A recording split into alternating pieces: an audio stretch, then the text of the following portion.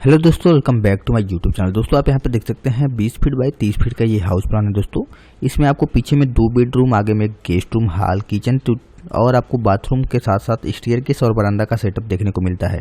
दोस्तों अगर हम बात करें 600 स्क्वायर फीट में, तो ये बहुत ही शानदार सा हाउस प्लान है। दोस्तों आपको ये हाउस प्लान बहुत ही अच्छे से कंसीडर करना चाहिए, क्योंकि ये हाउस प्लान बहुत ही बेस्ट तरीके का बनाया हुआ है। अगर आपका घर शहर में है तो ये भी बना सकते हैं, अगर देहात में है तो बहुत ही बेस्ट होने वाला है। ठीक है, तो कम बजट में बहुत ही शानदार सा अगर हाउस प्लान अगर जो आपको बनवाना है तो ये हाउस प्लान आपको बहुत ही ज़्यादा पसंद आने वाला है। तो चलिए 1 बाय 1 करके सारा डिटेल हम आपको देंगे A to Z। ठीक है, तो सबसे पहले हम चलिए कॉलम को बना लेते हैं। तो देख सकते हैं कॉलम की जो हाइट हम रखने वाले हैं वो प्लिंथ लेवल से ऊपर आपको 10 फीट देखने को मिलता है। तो देख सकते हैं कुछ इस तरीके से आपको सारा कॉलम बना देना है। तो ठीक है, तो चलिए हम फटाफट से ये सारा कॉलम यहाँ पे देख सकते हैं बना रहे हैं।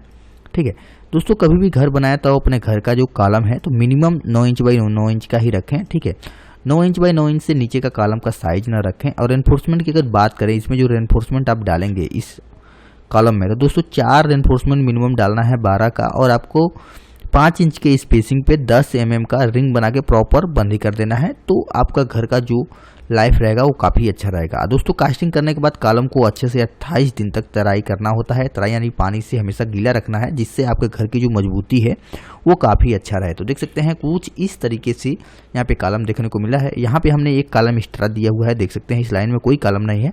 ये कॉलम इसलिए दिया हुआ है क्योंकि यहाँ पे आपका सीढ़ी का सेटअप दिया हुआ है। सीढ़ी के पास ज़्यादा हैवी लोड रहता है सीढ़ी का, इसलिए हमने वहाँ पे एक कॉलम दे दिया है कि फ्यूचर में किसी भी प्रकार का कोई भी समस्या आपको देखने को न मिले। ठीक है, तो चलिए सबसे पहले अभी क्या करते हैं, आउटर की जो दीवार है मैं क्रिएट कर लेते हैं। दोस्तों कभी भी घर बनाए जो आउटर की दीवार है वो हमेशा 9 इंच का बनाए। गांव में लोगों को देखते होंगे कि हमेशा 4 इंच की दीवार पे लोग घर बना देते हैं, लेकिन दोस्तों घर हमेशा हर व्यक्ति ज़िंदगी में एक बार बनाता है। तो अगर आपके घर के अगल बगल में घर बना नहीं है तो आप वहाँ पे 9 इंच का ही दीवार दें। अगर जो आपके घर के सटा के घर बन चुका है तो वहाँ पे आप अपने घर का जो बाहरी दीवार है वो आप 4 इंच का यानी 1 ईंटे वाला दे सकते हैं। ठीक है, तो देख सकते हैं हम एक कुछ लाइन मार्क करते हैं, इसको बोलते हैं प्लिंथ लेवल, यानी कि आपका ज़मीन से आपका घर की हाइट कितना ऊपर रहेगा। तो देख सकते हैं कुछ इस तरीके से आप जो मार्किंग है ये हाइट है ज़मीन से। देख सकते हैं ग्राउंड लेवल कहाँ है, और ये आपको 2 स्टेप सीढ़ी है, यानी मिनिमम आपको 2 फीट के हाइट पे अपने घर को रखना है। इससे बेनिफिट क्या होता है, जो आपके घर का वेस्ट वाटर होता है, जैसे यानी मान लीजिए टॉयलेट का पानी हो गया, बाथरूम का पानी हो गया, किचन का पानी हो गया, ये सब इजीली रिमूव हो जाए आपके घर के बाहर। ठीक है, तो देख सकते हैं फ्रंट में आपको एक यहाँ पे विंडो का भी सेटअप देखने को मिल जाता है। तो देख सकते हैं आउटर दीवार क्रिएट करने के बाद चलिए हम इनर की दीवार क्रिएट कर लेते हैं। उसके बाद से हम आपको डायमेंशन डिटेल भी सारा समझा देंगे कि इस तरीके से आपको डायमेंशन डिटेल है। ठीक है, तो देख सकते हैं कुछ इस तरीके से आपको ये सारा कॉलम देखने को सारा अंदर की जो दीवार है वो हमने क्रिएट कर लिया। चलिए डोर विंडो का भी सेटअप कर देते हैं। जैसे देख सकते हैं यहाँ पे हमने सीधा सीधा दीवार दिलाया।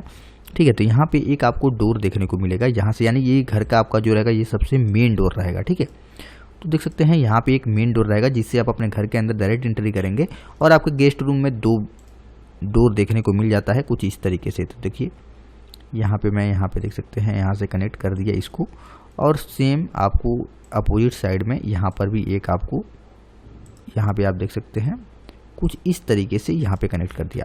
तो अभी देखिए बेनिफिट क्या हुआ, जो आपका गेस्ट रूम है, यानी यहाँ से आप कोई वरांदा में आया, यहाँ से देख सकते हैं आपके गेस्ट रूम में जा सकता है, और गेस्ट रूम का कोई भी व्यक्ति ऐसे अंदर भी जा सकता है। ठीक है, और यहाँ पे एक मेन डोर रहेगा, जैसे आपके घर में कोई मेहमान आ गया है तो आप सीधे अंदर चले जाइए, अगर नहीं है तो आप यहाँ पर भी जा सकते हैं। ठीक है, कोई मेहमान आया तो इधर बैठा दे, खाना पानी इधर से आप दे दीजिए। सारा चीज़ें आपको सोच के अच्छे से डिजाइन करना होता है, क्योंकि घर दोस्तों ज़िंदगी में हर कोई हर बार नहीं बना सकता। ज़िंदगी में सभी लोग अपना घर एक बार ही बनाते हैं, तो इसलिए आपको सारी चीज़ें को ध्यान में रख के ही घर को बनाना होता है। ठीक है, तो आप यहाँ पे कुछ इस तरीके से देख सकते हैं, इसको हम यहाँ पे कनेक्ट कर देते हैं। कुछ इस तरीके से आपको देखने को मिल जाता है, यानी फ्रंट का लुक जो है, आप चाहें तो इस साइड का भी एरिया को ओपन कर सकते हैं, यानी यहाँ से लेके ये जो आपकी जो एरिया है इसको भी ओपन कर सकते हैं। तो आपको इस साइड में घर है, जैसे कि मान लीजिए जैसे देख सकते हैं इस साइड में आपका ये इधर में बरामदा ओपन, इधर में बरामदा ओपन। आप देखेंगे गांव में बहुत जगह ऐसा होता है कि दोनों साइड में आपको बरामदा ओपन का सेटअप मिलता है। इधर भी सीढ़ी का सेटअप, जैसे कभी कभी क्या होता है कि ये साइड में रोड है